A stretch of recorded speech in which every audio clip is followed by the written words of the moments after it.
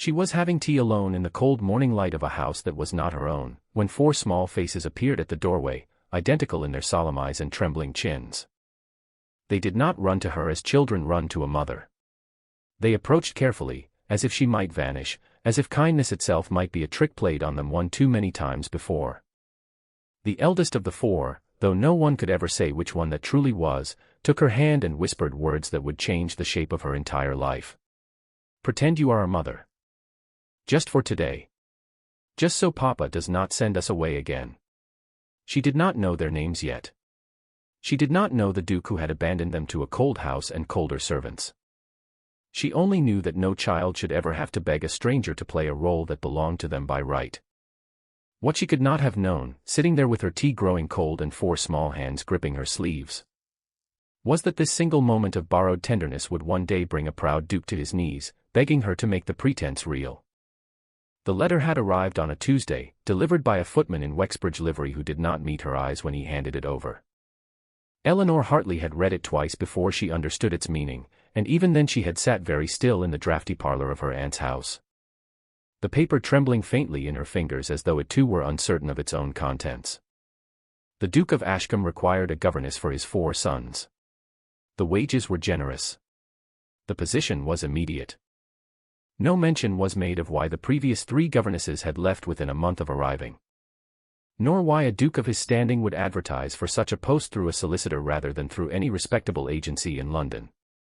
Eleanor was 26, unmarried, and possessed of a small inheritance that had dwindled to almost nothing after her father's debts were settled. She was neither beautiful in the fashionable sense nor accomplished in the ways that drew suitors. But she had a steadiness in her that had carried her through worse things than an uncertain post in a stranger's house. She wrote her acceptance that same evening. The carriage ride to Ashkam Hall took the better part of 2 days, through countryside that grew wilder and more thickly wooded the further north they travelled, until at last the house itself rose from the mist like something out of an old ballad, grey stones softened by ivy, its windows dark even in the late afternoon. No one came to greet her at the door. She stood on the front steps with her single trunk and waited until a housekeeper with tired eyes and a mouth pressed into a thin line finally appeared to let her in. "His Grace is not in residence," the housekeeper, a woman called Mrs. Pierce, informed her without preamble. "He has not been in residence for near a year. You will answer to me, and to no one else, until such time as he returns." Eleanor absorbed this information the way she absorbed most difficult things, by folding it quietly away and asking the practical question beneath it. "And the boys? Where are they?" Mrs. Pierce's face did something complicated, a flicker of something that might have been pity or might have been warning. "In the nursery wing. I would not expect much from them, miss. They have driven off every governess who has come through that door, and I dare say they will drive off you too, if you let them." But Eleanor did not believe in children who could not be reached. Only in children who had not yet been reached properly. She had grown up the eldest of 5 in a house often short on money and long on grief after her mother died. And she had learned early that a child's cruelty was very often only a child's fear wearing a mask too large for its face. She climbed the narrow stairs to the nursery wing that first evening, and found the room cold despite the season, the grate nearly empty of coals. 4 small beds arranged in a row with 4 small boys sitting silently upon them, watching the door with the wary stillness of animals who had learned that adults who entered rooms rarely brought anything good. She did not know then that their mother had died bringing them into the world, 4 sons at once, a miracle that the Duke had never once called a miracle in their hearing. She did not know that he had looked upon them, in the earliest days of his grief, and seen only the wife he had lost, and that grief curdled slowly into something that looked, to 4 small boys, indistinguishable from indifference. She did not know that he had left them here, in this cold house, with servants paid to keep them fed and clothed and otherwise unseen, because he could not bear to look at the faces that had cost him the only woman he had ever loved. All Eleanor knew, that first night, was that 4 boys sat before her with hollow eyes, and that somewhere beneath their silence was an ache she recognized because she had carried one just like it herself. The first weeks at Ashkam Hall taught Eleanor more about survival than any year of her life before it. The boys, whose names she learned were Peter, Thomas, William, and Henry, though even Mrs. Pierce sometimes confused one for another, did not speak to her directly for the better part of a fortnight. They tested her instead, in the way that wounded children test the adults sent to manage them, leaving frogs in her writing desk, refusing their lessons. Disappearing into the grounds for hours until she was half mad with worry before they reappeared, muddy and unrepentant, at the kitchen door. She did not scold them the way the previous governesses apparently had. She did not report their misdeeds to Mrs. Pierce with the aggrieved tone of a woman counting the days until her own departure. Instead, she sat with them, even when they refused to speak, and she talked quietly about small things. About the birds in the garden and the shapes of clouds and the taste of the bread the cook had burned that morning, until slowly, so slowly she almost did not notice it happening. One of the boys began to answer her. It was Henry, the smallest and quietest of the four, who broke first. He came to her one evening while she sat mending a torn shirt by candlelight, and he asked, in a voice so soft she nearly missed it, whether his mother had been kind. Eleanor set down her needle. "I never knew your mother," she said gently. "But I think, if she gave the world 4 boys as fine as you, she must have had a very great deal of kindness in her." Henry's chin trembled, and he did not cry, though she could see the effort it cost him not to. "Papa does not think we are fine," he said. "Papa does not come to see us at all." It was the first crack in the wall, and through it Eleanor began to understand the shape of the wound she had walked into. The Duke of Ashkam, she learned from careful conversations with the older servants who had known the house before the tragedy, had once been a different man. He had married for love, an uncommon thing among men of his rank, and his wife's death in childbed had broken something in him that no one, not his steward, not his own mother, had been able to mend. He had thrown himself into his duties in London and abroad, into Parliament and estate business and anything that kept him from this house, from this nursery. From the 4 small reminders of everything he had lost. Eleanor did not excuse this. She thought it a cowardice dressed up as grief, and she said as much to Mrs. Pierce one evening when the housekeeper tried to defend him. But she also began to understand that the boy's wildness was not badness. It was a language, the only one left to them, for saying what no one had ever taught them to say with words, that they were frightened, that they were lonely, that they wanted to be wanted. The estate itself was suffering in the Duke's long absence. The tenant farms had gone without proper oversight for months, the accounts were in disarray under a steward more interested in his own comfort than his master's fortune. And the house itself had begun to show the particular decay that comes not from poverty but from neglect, dust gathering in rooms no one thought worth entering. Fires left unlit in chambers no one thought worth warming. Eleanor began, without anyone asking her to fix what she could reach. She could not manage the tenant farms, but she could see that the nursery had coal enough to keep the boys warm through the night. She could not correct the steward's ledgers, but she could teach the boys their letters and their sums with a patience that made them, for the first time in a year, eager to learn something. She wrote to her aunt for seed packets and began, in the neglected kitchen garden, to teach the boys to grow something with their own hands. Because she had learned long ago that children who have been given nothing to care for often forget how to care at all. It was in that garden, on a gray morning with rain threatening, that the boys first asked her the question that would change everything. They had gathered around her as she knelt in the dirt, showing them how to plant rows of early peas, and Peter, the boldest of the 4, had asked suddenly whether she might come to the village fair with them that afternoon, since Mrs. Pierce was too occupied with the household to take them and none of the other servants could be spared. "Of course I shall come," Eleanor said, brushing dirt from her hands. It was William who spoke next, his voice careful, testing. "The other children at the fair have mothers who bring them," he said. "We have never had anyone to bring us." And then, in the way that children sometimes arrive at devastating truths through the most ordinary sentences, Thomas added, so quietly she almost did not hear it over the wind, "Could you pretend to be our mother today? Just for today. So they will not stare at us the way they always do." Eleanor's hands went still in the soil. She looked at 4 faces turned up toward her, hopeful and afraid in equal measure, and she understood in that moment that she was no longer simply their governess. She had become something else to them, something dangerous and precious in equal measure, and she did not have the heart, then or ever after, to refuse them. The village fair passed in a haze of small triumphs that Eleanor would remember for years afterward. She walked among the stalls with 4 boys clustered close about her, answering the curious glances of the villagers with a calm dignity that dared no one to comment. And if anyone thought it strange that the Duke's governess should be embraced so openly by his sons, no one said so aloud. Not with the boys' faces so bright with a happiness that had been absent from them for a very long time. That evening became the quiet turning point of everything that followed. The boys began to call her nothing so formal as governess in their private moments, though they were careful never to use the other word where the servants might hear it and carry tales. But in the nursery, in the garden, in the small hours when nightmares woke them and they crept to her door instead of lying awake alone, they began to lean on her in ways that made Mrs.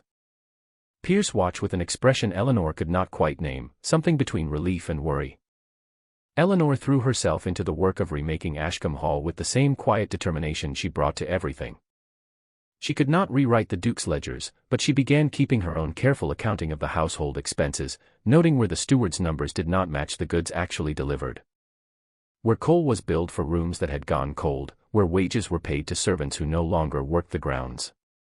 She said nothing of this to anyone yet, only wrote it down in a small leather book she kept locked in her writing desk, gathering evidence the way a magistrate gathers evidence, patiently. Without haste. She befriended the cook, a stout woman named Mrs. Abbott, who had been half-starved for conversation in a house too silent for her liking, and together they began to restore some warmth to the kitchens. Baking bread that filled the lower halls with a smell that made even the dourest footman pause on his way past. She organized the linen cupboards that had been left in chaos for months. She had the chimney swept in the boys' schoolroom so the smoke no longer stung their eyes during lessons. Small things, all of them, but they added together into something larger, a house slowly waking from a long sleep. The boys flourished under her care in ways that surprised even Mrs. Pierce, who had seen 3 governesses fail before her. Peter, once sullen and quick to anger, began to show a gift for drawing that Eleanor encouraged with paper and charcoal scavenged from the estate office. Thomas, who had barely spoken above a whisper when she arrived, began asking questions about everything, about the stars and the tides and why the moon changed shape. Until Eleanor found herself borrowing books from the Duke's own library to keep pace with his curiosity. William developed a fierce protectiveness over his brothers that Eleanor gently redirected into kindness rather than combativeness, and Henry, dear quiet Henry, simply grew steadier. Less prone to the trembling silences that had marked him in those first weeks. It was Henry who came to her one night in early winter, his feet bare on the cold floor, and confessed that he sometimes forgot what his mother had looked like. That the portrait of her in the gallery had begun to feel like a stranger's face rather than his own mother's. Eleanor held him then, this small boy shivering with a grief too large for his years. And she made a decision that evening that she would not undo even when everything else in her life came to threaten it. She would love these boys as if they were her own, whatever the cost, whatever the Duke thought of it when at last he returned. Word came in December that he was returning for Christmas, the first time in over a year that he intended to set foot in Ashkam Hall. The house erupted into a flurry of preparation, and Eleanor found herself managing not only the boys but a good portion of the household's readiness as well, since Mrs. Pierce, for all her competence, had grown used to a quieter sort of order in his absence. Eleanor told herself she felt nothing but professional concern at the prospect of his arrival. She told herself this several times, in fact, which was perhaps the surest sign that it was not entirely true. She had built, in his absence, a small kingdom of warmth and purpose in a house he had abandoned to grief, and she could not say, not honestly, whether she feared his return because he might undo it. Or because some new and unfamiliar part of her wondered what manner of man could have loved a woman so completely that her loss had hollowed him out entirely. She did not have long to wonder. The carriage arrived on a bitter afternoon 3 days before Christmas. And the Duke of Ashkam stepped down into the snow-dusted courtyard looking like a man returning to a battlefield rather than a home. He was not what Eleanor had expected, though she could not afterward have said precisely what she had expected instead. He was tall and dark-haired, with the kind of face that might have been handsome if it were not so guarded. Lines of tiredness carved deep around eyes that seemed to look at the house itself as though it were an accusation. He wore his grief like armor, she thought, watching him from the nursery window as he crossed the courtyard. His gait purposeful but his shoulders held with the particular rigidity of a man bracing for impact. The boys had been told of his arrival that morning, and their reaction had not been the joy Eleanor might have hoped for. Instead they had gone quiet in the way she remembered from her first night in this house, retreating into the wary stillness that told her, more than anything else could have, exactly what kind of reunion this was likely to be. He did not come to the nursery that first evening. He dined alone in the great hall, according to the footman who reported such things below stairs with the particular relish servants reserve for their master's failures. And retired early without asking after his sons at all. Eleanor put the boys to bed that night with a heaviness in her chest she did not examine too closely, and she was not surprised, though she was disappointed. When Henry asked in a small voice whether Papa would come to say good night. "Not tonight, my love," she told him, smoothing the hair back from his forehead. "But perhaps tomorrow." Tomorrow came, and the Duke summoned her instead, a message delivered by Mrs. Pierce with an expression that suggested she expected fireworks. Eleanor found him in the study, standing at the window with his back to the door, and she waited in silence until he chose to turn and acknowledge her. "You are the governess," he said, not a question. "Eleanor Hartley, Your Grace." He studied her for a long moment, and she had the strange sensation of being weighed and measured by a man who had already, she suspected, decided what verdict he intended to reach. "My sons," he said slowly, "seem remarkably attached to you." "They are good boys," Eleanor said carefully. "They only wanted someone to see them." Something flickered across his face, quick and gone before she could name it. "I am told," he continued, his voice hardening, "that you allowed them to address you in the village as though you were their mother." Eleanor felt her spine straighten. She had known this conversation was coming from the moment she heard the carriage wheels in the courtyard, and she had resolved, in the quiet hours since, not to apologize for something she did not believe was wrong. "They asked me to stand beside them at the fair so that other children would not stare at them for having no mother to bring them," she said. "I did not correct their words to the villagers because I did not think their comfort was worth sacrificing to your pride, Your Grace." The silence that followed was sharp enough to cut. She watched him absorb the challenge in her words, watched the muscle work in his jaw, and she thought for one terrible moment that he might dismiss her on the spot. Might undo everything she had built in this house with a single cold sentence. "You forget yourself," he said finally, but there was less heat in it than she had expected, more exhaustion. "Perhaps," Eleanor allowed. "But I do not forget your sons, Your Grace, which is more than I can say for their father." She saw the words land like a blow. Saw something crack briefly in the careful composure he wore like a second skin, and for an instant she thought she glimpsed the man beneath the Duke. A man as wounded and afraid as any of the 4 boys asleep upstairs. Then the crack sealed itself over, and he turned back to the window, dismissing her without another word. She left the study with her heart pounding, uncertain whether she had just secured her position in this house or ended it entirely. The days that followed settled into an uneasy truce. The Duke did not dismiss her, though Eleanor half expected each morning to bring the summons that would send her back to her aunt's cold parlor and uncertain future. Instead he watched her, at first from a careful distance, observing the household she had quietly rebuilt with an expression she could not read, and gradually, almost against his own inclination it seemed, he began to draw closer to the life she had made in his absence. He appeared in the nursery doorway one afternoon while she was teaching the boys their letters, and though he said nothing, only stood watching with his hands clasped behind his back. Eleanor saw Henry's eyes dart toward him with a hope so raw it nearly broke her composure. She did not acknowledge the Duke's presence beyond the barest nod, continuing the lesson as though nothing unusual had occurred, and when she glanced up again some minutes later, he was gone. It became a pattern, these silent visitations, the Duke appearing at the edges of his sons' lives like a man testing whether the water was safe to enter. Eleanor neither encouraged nor discouraged him, though she found herself, in private moments, wondering at the particular grief that could make a father afraid of his own children.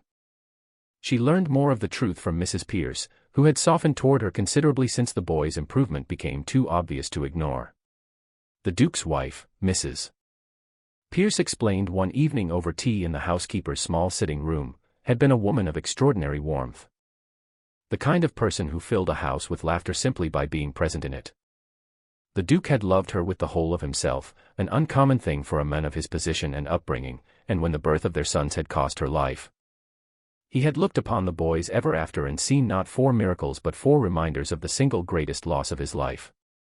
"He does not hate them," Mrs. Pierce said quietly. "I want you to understand that, Miss Hartley, whatever else you may think of him. He does not hate them. He simply cannot look at them without seeing her, and it breaks something in him each time he tries." Eleanor found this explanation did not entirely soften her anger, but it did complicate it. adding shades of understanding to what had been, until then, a simpler condemnation. Grief was not an excuse for abandonment, she still believed that firmly, but she began to see that the Duke's coldness was not the same coldness she had first assumed. Not indifference but a kind of terror dressed up as detachment. The first real conflict between them came at Christmas itself, when the Duke announced, with the flat finality of a man accustomed to being obeyed, that the boys would be sent to a school in the north come spring, a decision he claimed had been long settled and merely delayed by circumstance. Eleanor confronted him that same evening, finding him again in his study, again at the window, as though the glass offered him some comfort the rest of the house could not. "They are 7 years old, Your Grace," she said without preamble. "They have had no father in their lives for the better part of a year. And now you mean to send them away from the one home they have known." "It is not your place to question my decisions regarding my sons," he said. Though his voice lacked the sharp authority she suspected he intended. "Then whose place is it?" Eleanor demanded. "Because from where I have stood these past months, no one else has troubled themselves to ask what those boys need. I have watched them learn to laugh again, Your Grace. I have watched Henry stop flinching at loud noises, and William stop fighting his brothers out of fear that he might lose them too. Sending them away now, when they have only just begun to feel safe, would undo everything, and I will not stand silently by and watch you do it." The Duke turned from the window at last. And she saw in his face something she had not expected, not anger, but a kind of desperate confusion. As though her defiance had knocked loose some argument he had been rehearsing for himself for a very long time. "You do not understand," he said, quieter now. "I am not fit to raise them. I look at them and I see her, every single day, and it is a wound that does not close, Miss Hartley. It only reopens." "Then perhaps," Eleanor said, softening despite herself, "you might try looking at them instead and seeing your sons. They are not her ghost, Your Grace. They are the best part of her that remains in this world, and you are wasting it." He said nothing more that night, but he did not speak again of the northern school. And Eleanor left the study with the fragile sense that something between them, some small and stubborn thing, had begun to shift. Winter deepened around Ashkam Hall, and with it came a slow, careful thaw between the Duke and the household Eleanor had rebuilt in his absence. He began joining the boys for their evening meal, awkward at first, uncertain how to speak to children he had spent a year avoiding. But Eleanor noticed how he watched them when he thought no one observed him, how his eyes softened when Thomas launched into some elaborate account of the stars, how his hand trembled slightly the first time Henry climbed uninvited into his lap. She found herself, in those weeks, growing curious about the men beneath the Duke's careful armor, though she guarded this curiosity as fiercely as she guarded her own dignity. He was not the cold tyrant Mrs. Pierce's warnings had first suggested, nor the careless father his year-long absence had implied. He was, she began to understand, a man drowning quietly in a grief he had never learned to survive, doing the only thing he knew how to do with pain too large to hold, which was to run from it until running became its own kind of prison. The confrontation that changed everything between them came on a night in late January, when a fever swept through the nursery and took Henry hardest of all the boys. Eleanor sat with him through the worst of it, sponging his forehead with cool water and murmuring comfort through the long hours when his small body burned and shook. And it was near dawn when the Duke appeared in the doorway, his face gray with a fear she had not seen him show for anything else in all the months she had known him. "Is he?" He could not finish the question. "The fever is breaking," Eleanor said gently. "He will be well by morning, I think, if we keep him warm and quiet." The Duke crossed the room and knelt beside the small bed, and Eleanor watched something in him finally break open. Watched him take his son's small hand in his own and press it to his forehead as though begging forgiveness for every night he had not come. "I have been a coward," he said, so quietly she almost did not hear it. "I told myself I was protecting them from my grief, but I was only protecting myself from loving them, because I was afraid of losing anyone else the way I lost her." Eleanor did not speak, sensing that he needed the silence more than he needed her words, but she stayed, and when he finally looked up at her, his eyes wet in the candlelight. She felt something shift permanently between them, some final wall crumbling that neither of them, perhaps, had fully intended to let fall. "My wife," he said, "used to say that grief was only love with nowhere left to go. I did not understand her then. I have had a year to understand her since, and I still do not know how to make the love go anywhere but into this endless mourning." "Perhaps," Eleanor said softly. It does not need to go anywhere at all. Perhaps it only needs somewhere to rest. These boys have been waiting a very long time to be that place for you, Your Grace. If you will only let them. He looked at her then with an expression she would carry with her for the rest of her days, something between gratitude and wonder. As though she had handed him a truth he had been too frightened to reach for himself. You have given them everything I could not, he said. I do not know how to thank you for that. You do not owe me thanks, Eleanor said, though her voice caught slightly on the words. I love them, Your Grace. I have loved them since that first night in this cold nursery, when they were too frightened to speak to me. Whatever I have given them, I have given gladly.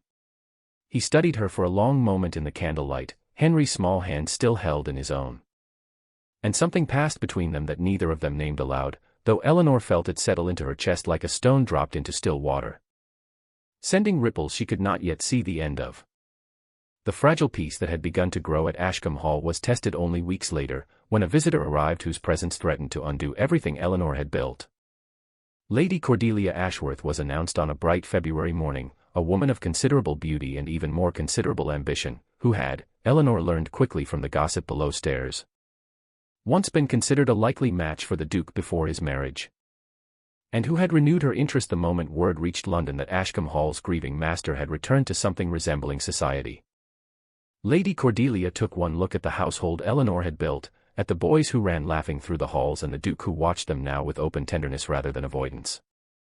And she understood, with the sharp instinct of a woman accustomed to reading rooms for advantage, exactly what threatened her ambitions.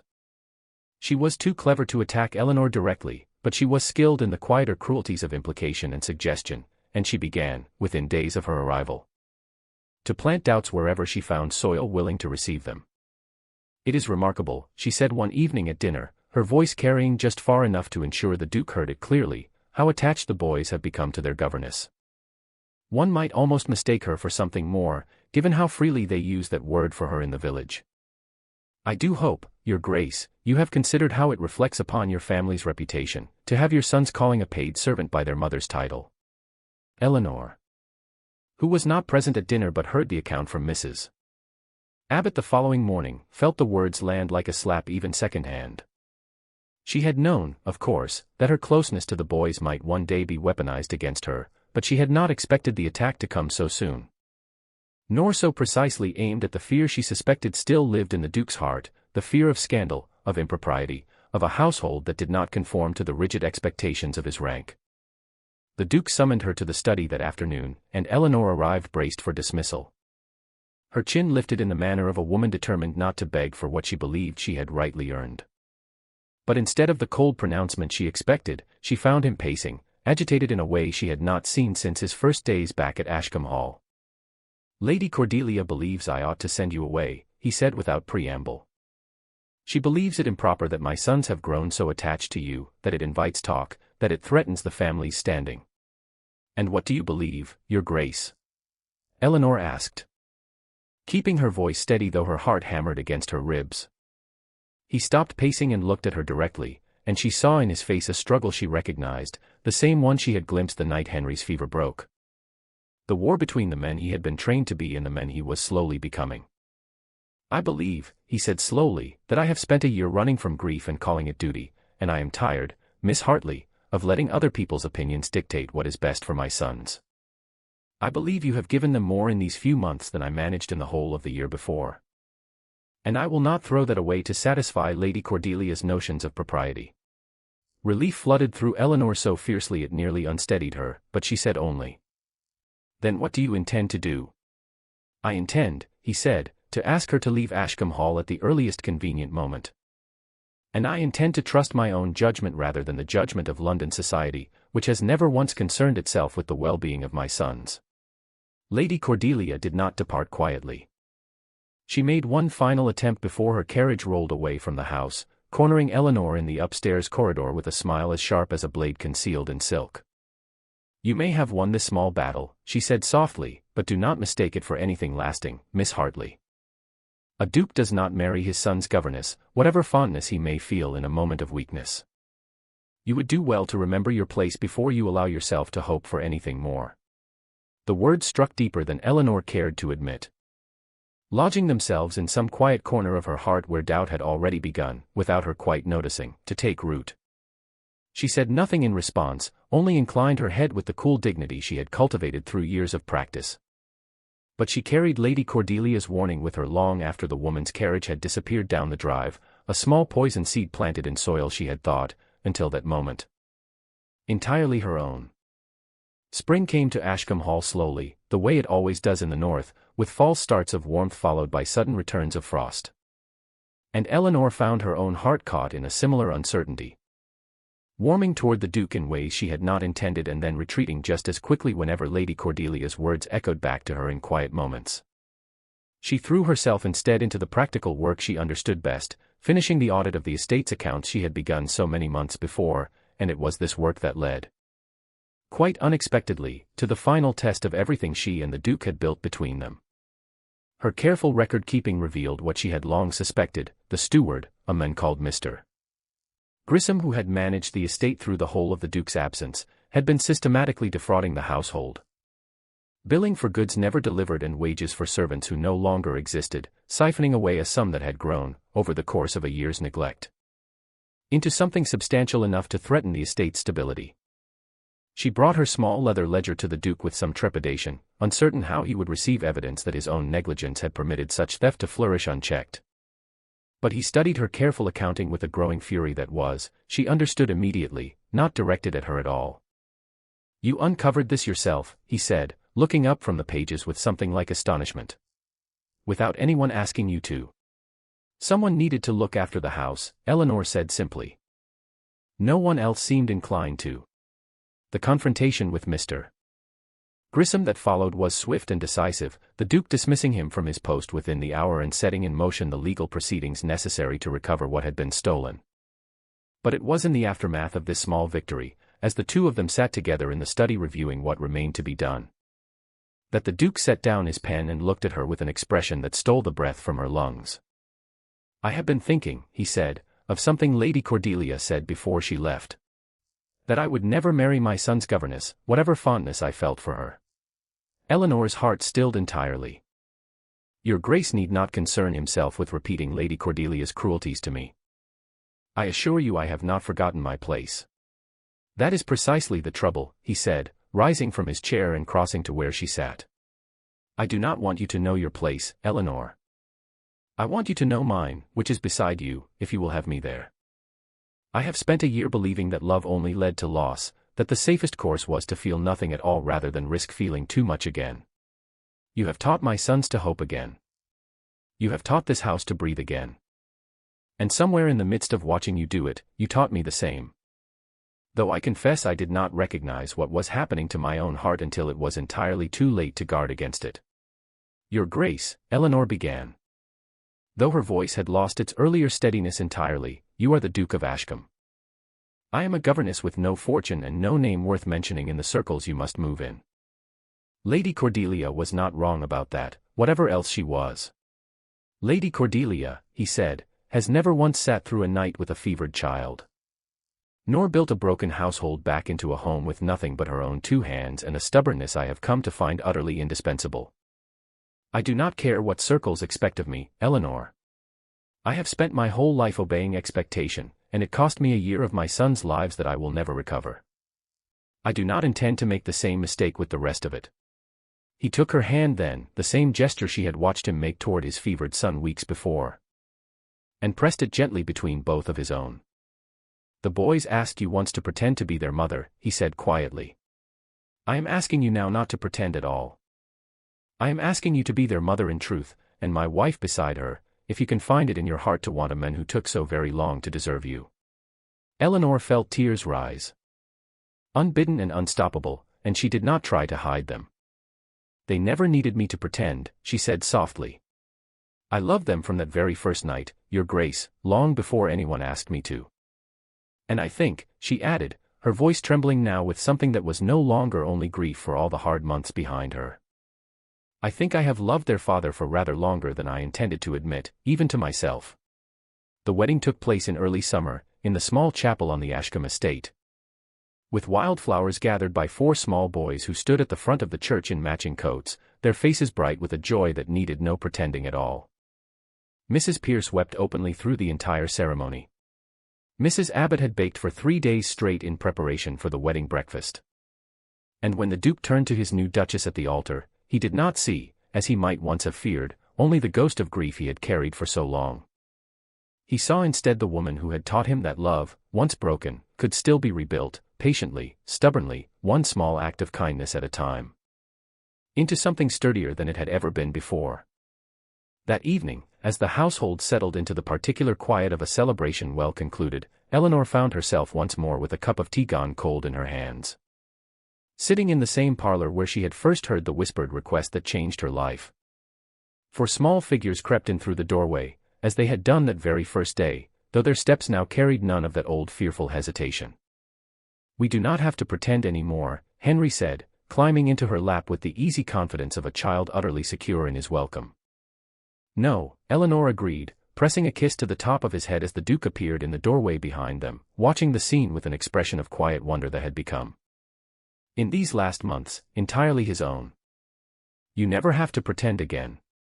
Thank you for spending this time with Eleanor, her 4 boys, and the Duke who finally learned how to come home." If this story moved you, please take a moment to like this video, leave a comment telling us which part touched your heart the most, and share it with someone who loves a slow burn happily ever after. Do not forget to subscribe and turn on notifications so you never miss our next historical romance tale, filled with heartache, healing, and love earned the hard way. We will see you in the next story.